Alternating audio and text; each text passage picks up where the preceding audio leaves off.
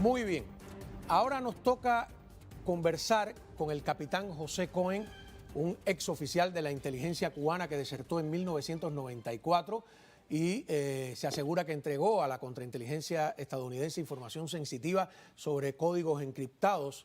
En el segundo reportaje de esta serie, ustedes recuerdan que tuvimos acceso directo al modo en que los espías recibían instrucciones, intercambiaban información, y entre esos documentos vimos inscripciones de nacimiento falsas, licencias de conducir, tarjetas de seguro social, y también grabamos el envío de mensajes por Radio Habana, Cuba, lanzando al aire códigos de 5 cifras que luego eran decodificados con gamas, que también las vimos, igual de 5 cifras. Así que uno se pregunta cómo funciona todo esto, ¿no?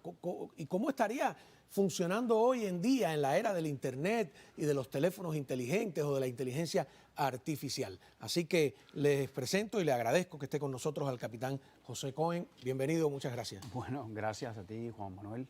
Tengo tantas preguntas, tantas dudas, ¿no? Comencemos. Comencemos. A ver, bueno, viste los reportajes, el primero y el segundo reportaje donde aparece todo esto que yo describo acá. Vamos primero para que la gente sepa, ¿no? Me dices que tú eres graduado de análisis de sistemas especiales de comunicación. Sí, es una carrera específica que era matemática pura aplicada a la criptología. Ajá. Cuando dices criptología, ¿qué significa criptología? Criptología es la ciencia que se encarga de cifrar y descifrar mensajes para las comunicaciones, para asegurar las comunicaciones entre gobiernos, comunicaciones militares. Bueno, y hoy es aplicado incluso a todos los sistemas de cómputo, de transacciones bancarias, todo lo que tiene que ver con comunicaciones para que no pueda ser detectada por el enemigo, en este caso, o para mantenerla privada, se llama la ciencia de la criptología. ¿Y estudiaste en la oncena dirección del MININ? ¿Que eso qué era? Sí, yo estudié en la oncena, bueno, estudié la criptología en la oncena dirección del MININ, que pertenecía al Estado Mayor del MININ, que en aquel entonces el jefe Era Patricio, ¿no? Era Patricio, General, ¿no? Patricio de la Guardia, hermano. Qué bien. Ahora, cuéntame, nosotros vimos, y eso lo grabamos en vivo, porque el agente Adán sabía la hora, que usan Radio Habana, Cuba, una radio abierta, y empiezan a lanzar, en medio de estar la música andando, paran la música y empiezan 5, 4, 8, 15, 7, números que me di cuenta, nos dimos cuenta que era siempre de 5 cifras. ¿Por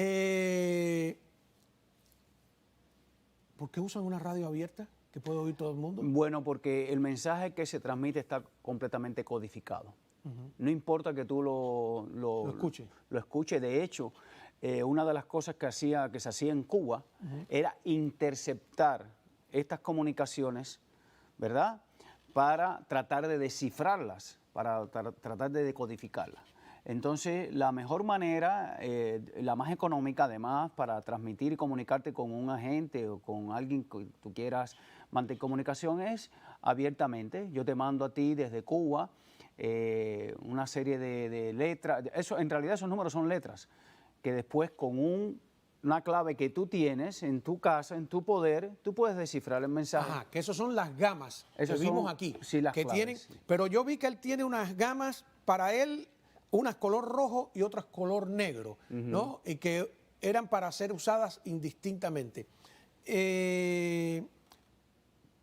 Parece una cosa muy sencilla, pero en el fondo, si no tienes... ¿Cómo conviertes esos números en letra? A ver, te voy a explicar sencillo. Te voy a hablar un poquitico rápido de lo que es la criptología. Los primeros métodos de criptología se llamaba sustitución. Vamos a poner un ejemplo. El abecedario tiene 26 letras.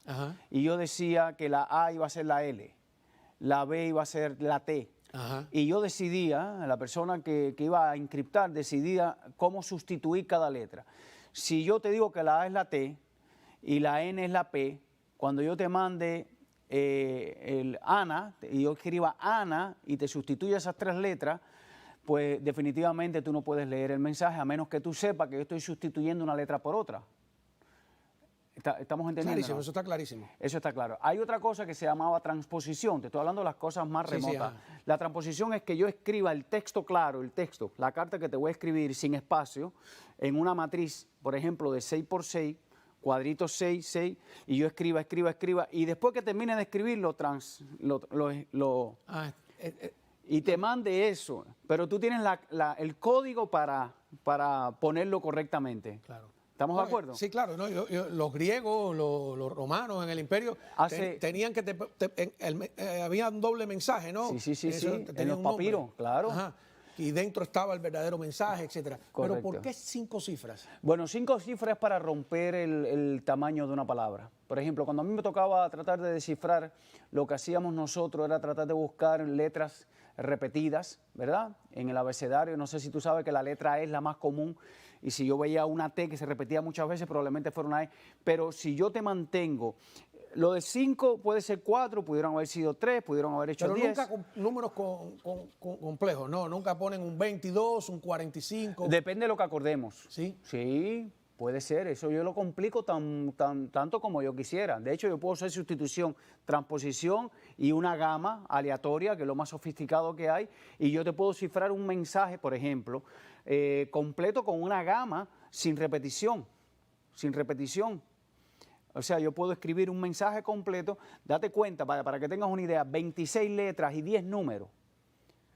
¿Ok? Para saber la cantidad de combinaciones que tú puedes lograr con eso, tendría que ser 36 factorial, que es 36 por 35 por 34 por 33, son números infinitos.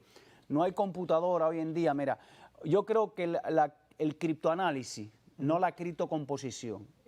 ¿Cuál es la diferencia? El criptocomposición son la gente que se dedican a componer las claves para cifrar. Y el otro es el que se encarga de descifrar. Se encarga de tratar de descifrar. Pero yo creo que esta segunda parte, hoy en día, con la tecnología que existe, está casi muerta. Sí. Por ejemplo, que yo sepa, Cuba, jamás pudo ni siquiera acercarse a descifrar un mensaje en Estados Unidos. Y creo que la única manera que tú puedes lograr eso hoy en día es que haya la participación humana entregándote la información. O sea, que haya alguien diciéndote, esta es la clave, esta es la máquina que usaron, porque no creo que exista. Pero ahí que estamos mirando esas gamas, ¿no? A mí lo que me desconcierta, que él recibe números, pero para descifrarlo tiene también números. Sí, pero por ejemplo, 7 más 7 es 14. Ajá. ¿Ok? El 14 es una letra. A, B, C, D, F. Eso, él puede recibir números, pero en realidad cuando la suma factorial, lo que hace es que cada suma da un número que es una letra. Y eso es lo que tú y yo acordamos. Es un trabajito tremendo, porque mira ahí esos mensajes, entre esos mensajes había cosas tremendas. Averiar las flotillas del exilio, los barcos, ahí, en ese papel específicamente. Y luego, y no ve cómo él va empatando de un lado a otro, claro. Claro, yo sé. Es un trabajo, sobre todo en aquel tiempo, manual. Porque hoy existe manera de tú hacer eso con software. Así. De hecho, la máquina Enigma, la famosa máquina Enigma, era una máquina que no existía en aquel tiempo computador y hacía eso. Eso que estaba haciendo él manualmente lo hacía la máquina, cifrar y descifrar. Cuando yo leo los informes de que tú le entregaste los encriptados a la inteligencia o la contrainteligencia norteamericana, ¿a qué se refieren? ¿Qué fue lo que entregaste? Ok. Lo que se entregó fue la información con la que se generaba la clave, que eso es más sofisticado todavía. Porque una cosa es que yo te dé la clave, que es importante, y otra cosa es que yo te dé la metodología o el algoritmo para generar las claves. ¿Nos estamos entendiendo? Sí, tú estás dando la matriz. La matriz. Entonces, con la matriz no es un trabajo de una hora, eso es trabajo de mucho tiempo, de todas maneras, pero si tú tienes la máquina o la modelación o el algoritmo para generar la clave, entonces tú encuentras el mensaje cifrado y puedes empezar a trabajar. Y eso es lo que se llama criptoanálisis. Matemáticos a un altísimo nivel. Tú eras muy bueno en matemáticas. ¿Y ellos te identificaron? Sí, yo entré a trabajar porque yo terminé el primer expediente de matemática y en Cuba, tú sabes que tú eres propiedad del... No voy a entrar en eso. Claro, y yo era muy bueno en matemáticas, a mí me convalidaban los exámenes. Yo iba a examen y me decían, no, tú estás aprobado, ni me hacían las preguntas, tú sabes. Esa fue mi carrera. Vamos a una pausa. Y a la vuelta, yo quiero ver a la luz de las nuevas tecnologías, cuán sofisticadas e infinitas podrían ser hoy las combinaciones, porque en aquella época se comunicaban por el beeper, pero hay teléfonos inteligentes, inteligencia artificial y un largo etcétera. Estamos conversando con el capitán José Cohen, que es graduado de análisis de sistemas especiales de comunicación. ¿Cómo se comunican hoy día los espías? Han pasado 32 años de lo que filmamos.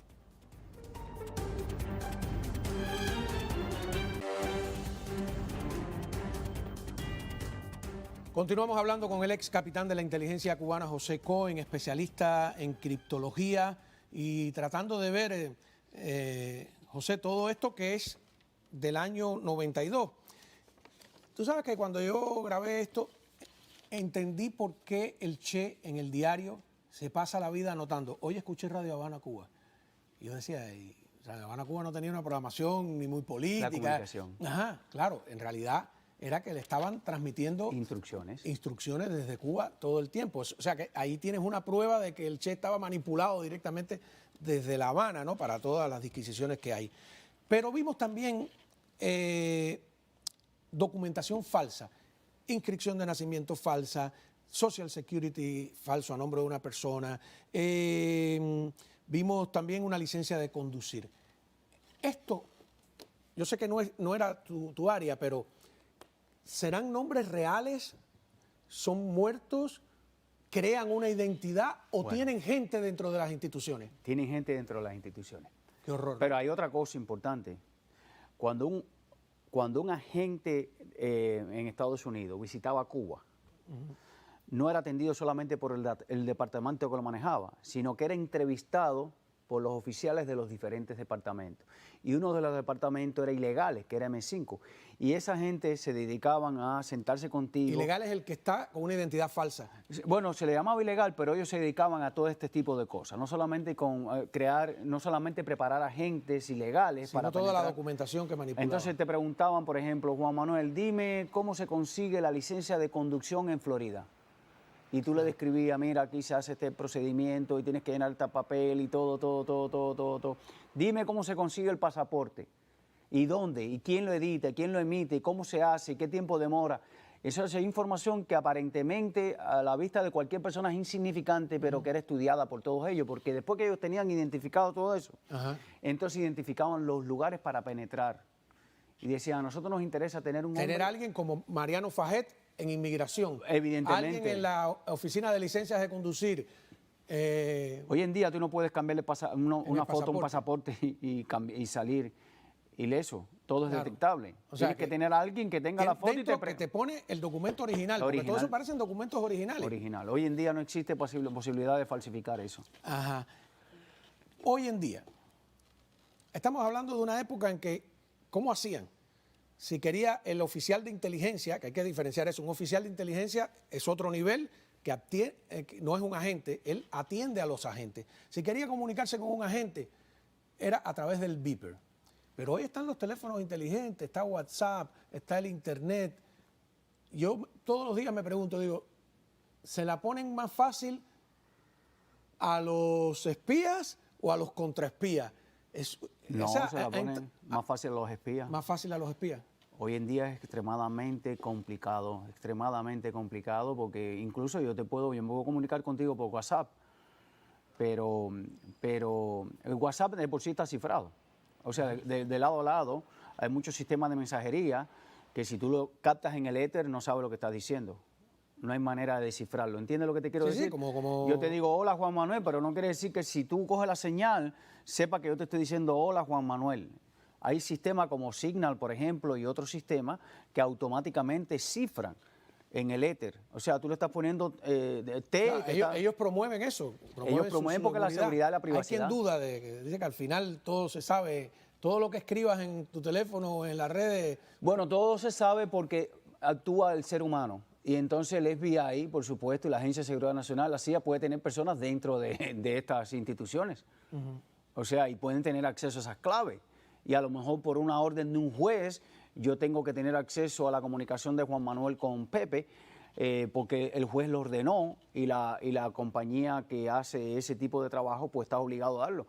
Pero en realidad, si tú lo coges en el éter, quiere decir en el éter es en la señal, que tú captas es prácticamente imposible descifrar. hoy en día. O sea que es más difícil para la contrainteligencia el trabajo. Es más difícil cuando no existe la participación humana. Por ejemplo, a Navalén nunca le hubieran descifrado ningún mensaje, ni a la red avispa, si no hubiera habido una participación. Sí, entraron, le quitaron las computadoras, estuvieron 3 años para descifrar el password que tenían en aquella época, eran los floppy, ¿no? Que ahí se descubrió que el buzo. Correcto. La prueba de que el buzo tenía su expediente, etcétera, etcétera. Que fue muy curioso porque lo que hizo la fiscalía fue, como él decía que no, publicar el expediente. Y de ahí pudimos ver por primera vez un expediente de un agente. Y vimos que hay agentes a los que se les obliga en contra de su voluntad a trabajar porque él quería irse, quería escaparse de la situación. Evadirlo. Y luego otro mito de que un agente nunca se ve con otro. No, lo cogieron entre 3 agentes en un teléfono público, que usaban mucho teléfono Aquí, público, en la y le metieron, como dicen en Cuba, el pie. Le dijeron, oye, ¿qué te pasa? Lo presionaron, claro, ¿No? claro. Y lo presionaron y lo volvieron a poner a trabajar. Eso es muy interesante, ¿no? Claro. Ahora, mucha gente dirá, bueno, Cao, está sacando una cosa de hace 32 años, eso está antiguo, esa es historia vieja, ¿para qué leer un periódico de ayer? ¿Tú crees cuánta actualidad puede tener, a la luz de lo que ha pasado con Rocha y todo, este tipo de pruebas y de recordatorios? Eso va a existir siempre, Juan Manuel. Eso va a existir siempre. Eso es la lucha del bien contra el mal. Y más en el caso de, mientras existe una Cuba ahí, en manos de esta gente que son unos demonios, eso, tienes un enemigo. Mira, en el año 94 yo vine para Estados Unidos, ¿verdad? En el año 94 hubo el éxodo masivo, ¿te acuerdas? Sí, claro, claro. Ok. ¿Tú saliste la orden, antes de...? Yo salí un mes antes, me escapé un mes antes y hubiera preferido haber entrado en el tumulto de gente ese para ver si hubiera salido, porque salí en un momento que me podían haber detectado. Y todo el foco estuvo sobre ti, claro. Y todo claro. El foco. Pero en aquel entonces, un tiempito antes de yo salir de Cuba, la instrucción que dio directamente Fidel al MININ y al MINFAR es que se acercaran, fíjate, ya estaban pensando en el éxodo masivo, que se acercaran a todos los cooperantes de la contrainteligencia, los agentes, la gente civil de las cuadras, la gente de los CDR, y que se acercaran a las familias para ver si estaban en condiciones de emigrar. Porque se iba a abrir un éxodo y todo aquel que quisiera emigrar con su familia se le iba a permitir emigrar con una condición, que es que cuando llegaran a Estados Unidos iniciaran su vida normal y en algún momento ellos iban a venir a Estados Unidos con un plan de comunicación y en algún momento, si la revolución necesitaba de ellos, iban a ser contactados. ¿Tú crees, me estás diciendo, que aprovechan los éxodos masivos para infiltrar agentes aquí en Estados Unidos? Por miles. ¿Pero cómo controlan miles? No, es que el problema no es que ellos van a controlar a miles, es que ellos van a decir, ¿y dónde estás trabajando, Juan Manuel? Sí, ¿dónde estás trabajando ahora? Tú viniste como un inmigrante, pero mantienes una comunicación. Oye, Juan Manuel está trabajando en el Canal 41. ¡Wow! Eso es de interés nuestro. ¿Les interesa la prensa? Le interesa mucho. La prensa es la que crea las medidas activas. ¿Qué es una medida activa? La medida activa es la capacidad de usar a un periodista, el prestigio, la reputación de un periodista para cambiar una realidad, para mandar un mensaje que a ellos les interesa, para con media mentira y media verdad distorsionar la información e influir sobre la masa. La prensa es, bueno, imagínate que hay un departamento que se llama Departamento de Medidas Activas. Ajá. Pero yo he visto medidas activas también que varían, que son, por ejemplo, crear una carta falsa, escrita por una persona, ya sea de autoridad o no, crear una confusión para que los grupos del exilio se fajen entre ellos. Bueno, yo soy testigo. ¿Tú te acuerdas de Taladrí? Sí, claro. Reinaldo Taladrí era oficial de inteligencia, trabajaba en el Departamento de Medidas Activas. En la mesa redonda. Correcto. Taladrí escribió un libro sobre Mascanosa, que me lo enseñó a mí en manuscrito. ¿Como si hubiera sido Mascanosa? No. Que era la historia de Mascanosa, supuestamente era una investigación y distorsionaba. Entonces ponían cosas de verdad y cosas de mentira para influir, para confundir, para desprestigiar. Testimonio de una emigrada, un libro que se publicó por miles en Cuba. Cuando éramos niños. De una supuesta emigrada, que era una carta, la forma de una carta, como una emigrada que se había arrepentido porque los Estados Unidos eran muy malos. Yo me acuerdo. Años después, la revista Verde Olivo reconoció que era una medida activa y ella era desde que la enviaron para acá, era un agente de la seguridad del Estado que tenía esa misión.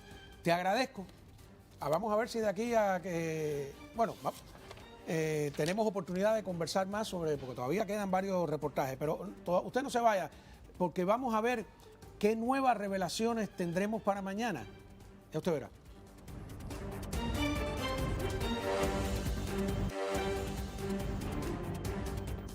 Muy bien, a ver, a petición de la producción, antes de anunciarles lo que tengo mañana, que ibas a hacer una demostración de, una criptología sencillísima. Por ejemplo, KO son 3 letras. Ajá. La letra C es la número 3 en el alfabeto. Ajá. La A es la 01 y la O es la 15. Imagínate que ahora tú recibas 03, 01, 15 y yo tenga la clave 435. Yo te cifro, te digo 03 más 04 es 07. Entonces la letra C, que es tu primera letra del apellido, se convierte en G, porque ya no es la 3, sino es la 7. La letra A, como tengo la clave que es 435, 01 más 3, 4, se convierte en D. Ajá. Y la letra O, que es la número 15 más 5 es 20, se convierte en T. Ahora yo te envío GDT en número. Y entonces la persona que recibe tiene que tener la combinación de la clave. Esto es una cosa muy sencilla. Esto es descifrable. ¿Ok? Pero si yo eso después hago una sustitución, si después te hago una transposición, si después te empiezo a complicar esto y te lo puedo hacer varias veces, yo te puedo hacer este proceso varias veces. O sea, que puedo tener el papel delante y no saber que están hablando de mí. Jamás. ¿Cómo no? Bueno, muchísimas gracias, de verdad.